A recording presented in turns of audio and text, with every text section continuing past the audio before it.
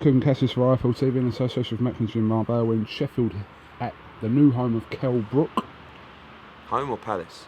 It was a bit of a palace. We're not allowed to film it. We're not allowed to film it. This is what it's all about. Are we allowed to do a cribs one day? One day. One day. When you're about to move? Yeah. We'll do it then. Yeah. That's what it's all about. This is why he's worked so hard.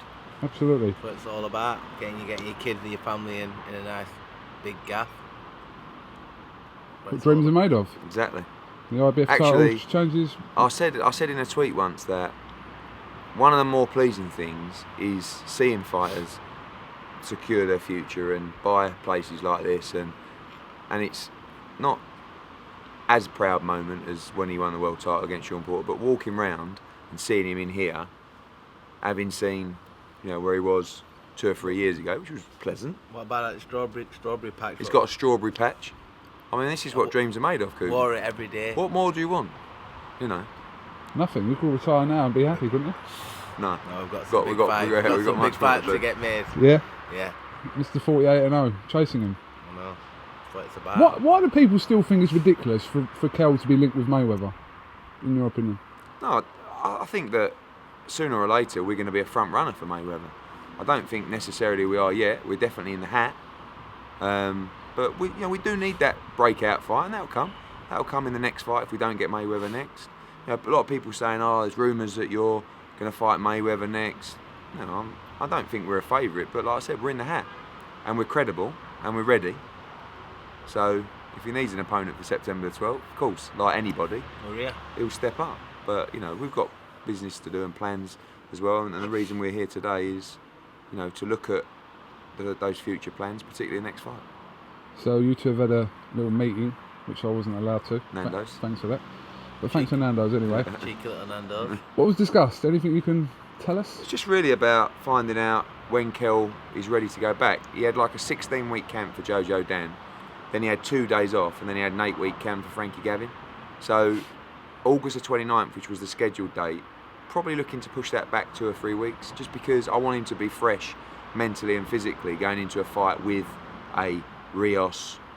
We got plenty of targets. We talked today, he'd love the Danny Garcia fight. He'd love the Madonna fight. He'd love Thurman fight. These are all people. Kell Brook would fight anyone. So I think that we're ready for all of them. Rios is making it interesting. He's talking a lot, and his trainer's talking a lot as well, which is good. Good for the fight. It is good. It is good because when I finish with Rios, we can make that fight. He's not gonna know his own name when I've done with him. He's not gonna be the same fighter. He's gaining some good talk, so we like that. I thrive off that.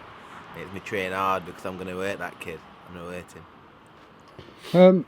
When I obviously went to Amir Khan's gym recently in Bolton, and not just me, but pretty much every media person there was asking about. But they do to Kell, and everyone says, "Why do you keep talking about Amir Khan?" It's the answer is because everyone keeps asking when you're going to fight Amir Khan, and I know you'd love some TV gold from us slating Amir Khan, but it's not going to happen. That's why you asked the question. Of course you do. You want something. You want to grab. I've seen your videos. You put it out.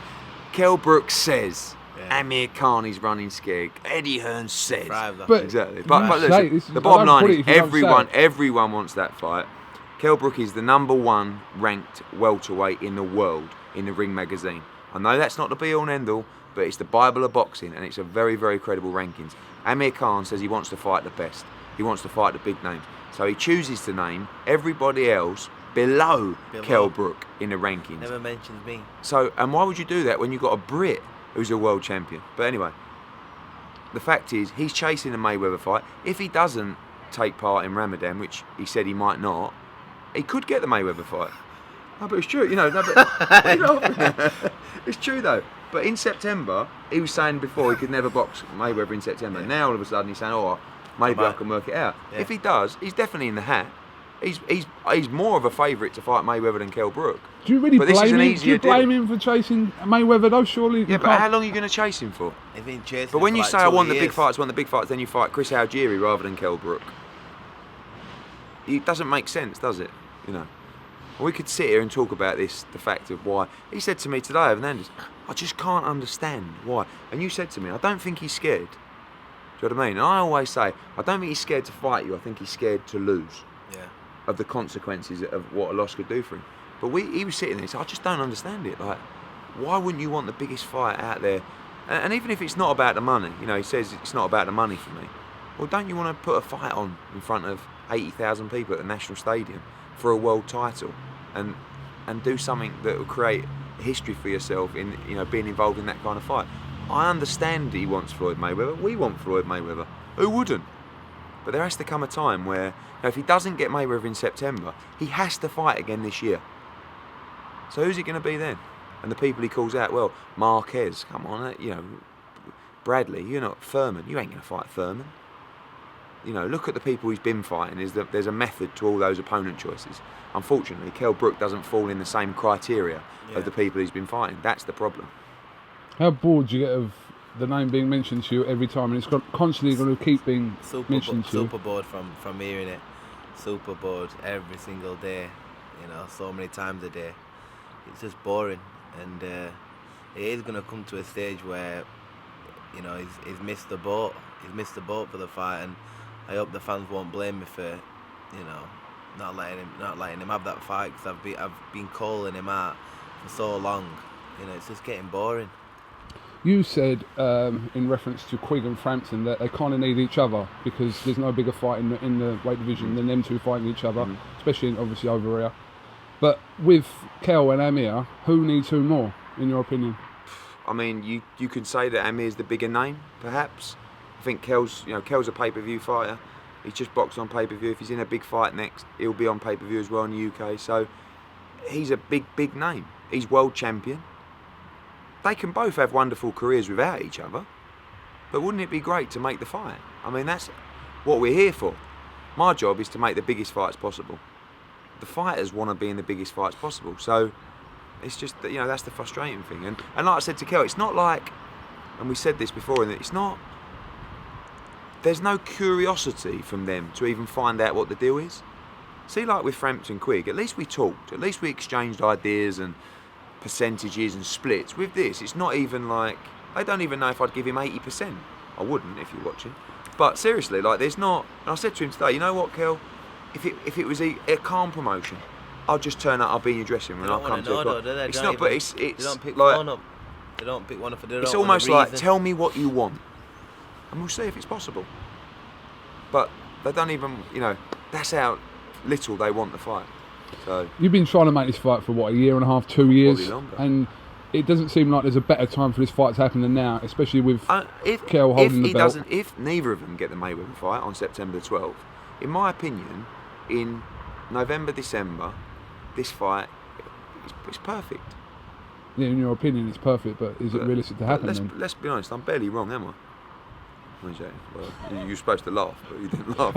Maybe you thought I was right. I reeled off about 10 moments when you've been wrong. Yeah, cheers. But look, again, we've got to make plans. Our plans, all the plans we're making, don't involve Amir Khan. They can't. We'd love them to, but they can't. So, you know, we have to get this next fight nailed, and we'll do that in the next probably 48 hours in terms of the date. I'd like him to box twice this year. You know, he's been very, very active. If he boxes twice this year, he would have had 4 fights in 9 months, which is, for a world champion, it's a lot of fights. But you know, he's got momentum. He's had a week and a bit off, and he's like, I said, do you want to box in October? No, I want to. I'm ready. I want to go back to the gym. You know, and that comes when you're in a place like this, and you've got your kids running around. You're thinking, you know what? I just want to be successful, defend my title, earn money, and I just want to keep this going for as long as possible. And he wants to fight the very best. Just finally, obviously, we know it's highly likely to be Rios next for Kell Brook, but so he's highly a front runner, yeah. Okay, but so the only thing is whether he boxes in Sheffield at the end of August, or possibly, you said, in London in September. Yeah, I mean, London, we've got September the 12th, we talked about that. I'd like him to box in Sheffield. I think this is his hometown. I think the atmosphere here is great when he boxes. He's done London, you know, boxed in front of 18,000 at the O2. He's boxed in America against Sean Porter.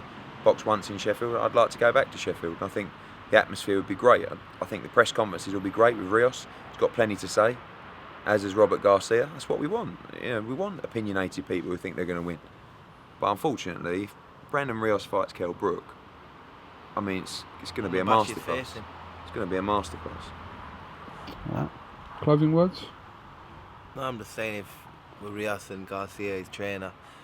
They're giving it the big one. They're not going to knock me out and this. And I'm looking forward to the press conference because when I finish with him, there's not even no left for him. You know, he's been in some hard fights, and after I've done with him, it's going to be game over for him. He's not going to be the same kid. Chocolate brownie involved? Remember that, Eddie? Chocolate brownies involved. Are coming down the pipe. Down the pipe all night, baby. All right. We've got to go to Hull. I know. On the way to Hull. Okay. Kell Brook, Eddie and thanks for Typhoon TV. Catch up with you soon.